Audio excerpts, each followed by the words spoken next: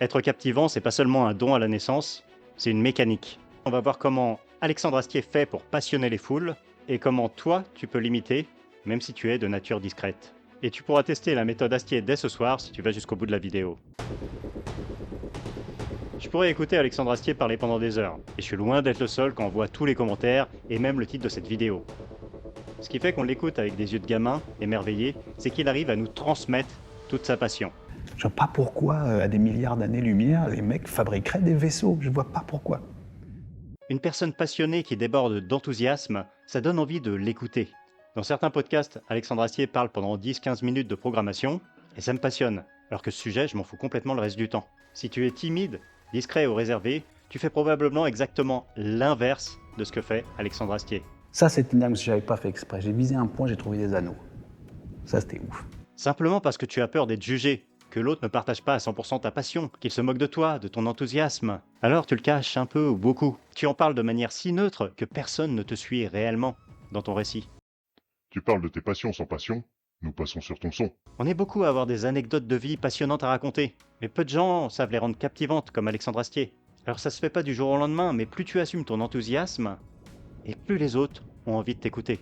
Et même une petite différence d'énergie, d'enthousiasme, ça change énormément l'attention des autres. Le point suivant est lui beaucoup plus facile à corriger et il te permettra rapidement d'avoir l'attention des autres. Si tu ne passionnes pas les autres, tu as certainement un problème de volume. Pour ne pas déranger les autres, par peur du jugement, par manque de confiance, tu ne projettes pas assez ta voix. D'ailleurs, par expérience, vu que c'est mon domaine, il y a plus de 99% des timides qui parlent vraiment trop bas. T'écouter longtemps, ça demande trop d'efforts d'attention, trop de concentration. Il faut vraiment tendre l'oreille pour te comprendre. Ça leur prend de l'énergie au lieu de t'en donner. Quand tu parles à quelqu'un en tête-à-tête, augmente ton volume de 10% par rapport à ce que tu ferais naturellement. Et même de 20% dès que t'es en groupe ou dans un environnement bruyant. On sort dehors, on chope une coccinelle sur un toit, elle a pas notre mentalité et elle est là. Ça, c'est très facile à faire et ça change énormément l'attention que te portent les autres. Quand tu écoutes une interview d'Alexandre Astier, il utilise des mots forts qui amplifient, qui grandissent, qui donnent une âme à son histoire. Et pourtant, moi, je trouve que c'est la chose la plus magnifique qu'on ait faite. Poser le pied sur un astre différent d'une autre. Toi, à l'opposé, tu utilises sans doute un vocabulaire neutre. Ou pire, des formulations qui réduisent, qui affaiblissent, qui ratatinent. Oh, ils ont pris la photo d'une exoplanète. On voit pas grand-chose, mais c'est sympa. La première photo d'une exoplanète qui, moi, m'a mis par terre. Faut avoir l'œil, hein, mais, mais ça j'ai trouvé ça dingue, quoi. Et d'ailleurs, avant même de commencer ton anecdote, t'as parfois déjà perdu ton auditoire. Entraîne-toi à faire des mini-teasers, des lancements qui donnent envie. Sur tes anecdotes de vie les plus marquantes, tu peux leur donner un titre mystérieux. Je ne t'ai pas encore raconté l'histoire du stalker fou de La Rochelle. Ça donne beaucoup plus envie que... Ouais. Une fois, à La Rochelle, il y a un mec bizarre qui m'a suivi dans la rue. Même histoire, emballage différent. Si tu viens comme moi de la timidité, c'est pas quelque chose qui vient naturellement au début. Je suis encore très loin d'Astier dans ce domaine-là, mais la différence est déjà énorme depuis que j'utilise ce genre de technique pour communiquer. Astier est excellent pour relier ce qu'il raconte à des choses plus profondes, plus existentielles, à des grandes émotions, à des questions philosophiques, voire métaphysiques. Et il y a un monde entre dire « je me pose une question » ou dire comme Astier. Moi, ce qui me bouleverse le plus, c'est une question à laquelle je réponds pas. Un autre exemple.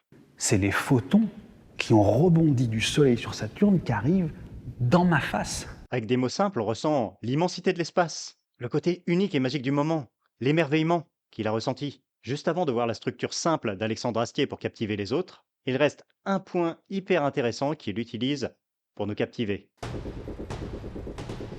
Alexandre Astier aime utiliser des images chocs, des idées originales que personne n'avait formulées comme ça avant. On adopte un point de vue différent, ce que les extraterrestres penseraient de notre théâtre par exemple. Je pense qu'un extraterrestre se demanderait mais qu'est-ce qu'ils foutent en fait. Il y a un mec qui fait semblant d'un truc, qui raconte des trucs faux. En face, les gens sont au courant que c'est faux en plus. Cette technique est hyper intéressante, c'est plus dur à intégrer naturellement à tes histoires en improvisant. Par contre, à froid, tu peux réfléchir à 2 ou 3 de tes anecdotes et à trouver un angle original. Je te l'avais promise, voici la structure d'Alexandre Astier pour captiver les autres, dont tu peux largement t'inspirer. Tu vas voir que son histoire raconte simplement ça. Ah, l'autre jour j'ai vu Saturne par hasard dans mon télescope. C'était cool. Mais qu'avec sa structure, ça devient passionnant. D'abord, il fait une mise en situation concrète. Je pointe un truc comme ça, sans faire gaffe, parce que je voyais des points. Il démarre dans une action simple, presque banale. Ensuite, il rajoute de l'émotion, avec des mots simples. Et à un moment, je suis tombé sur un petit point, j'ai mis l'œil dedans, j'ai fait. C'est une réaction immédiate, instinctive, humaine. On a tous déjà fait « Oh !» Ensuite, il fait un truc qu'on oublie de faire, il retarde la révélation de quelques secondes pour faire monter le suspense. Et j'ai remis encore, si c'est pas possible. Oui, il garde volontairement le mystère quelques secondes de plus.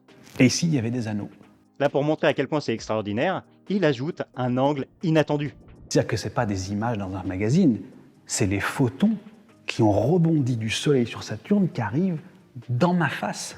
Donc il reformule l'expérience de manière presque poétique. Et enfin, la conclusion, Ça, c'était dingue, parce que j'avais pas fait exprès. J'ai visé un point, j'ai trouvé des anneaux. Ça, c'était ouf. il termine sur une phrase très simple, mais avec des mots forts, qui rend le moment encore plus unique et mémorable. En utilisant cette structure pour tes meilleures anecdotes, le but n'est pas de devenir aussi fort qu'Astier immédiatement. Alexandre Astier, ça fait 30 ans qu'il fait des interviews, qu'il peaufine son discours. Donc c'est normal si la première fois, t'es pas aussi à l'aise que lui. Et si tu débutes, c'est normal que tes images soient moins maîtrisées, moins poétiques. Mais même si c'est pas parfait, t'auras déjà amélioré de quelques dizaines de pourcents l'intérêt de ton anecdote. Et si toi ton problème, c'est de ne même pas arriver à prendre la parole en groupe, regarde immédiatement cette vidéo qui va t'aider à toujours savoir quoi dire en groupe et à oser prendre la parole. Normalement, elle apparaît dans ce coin de l'écran, sinon tu peux la retrouver en description.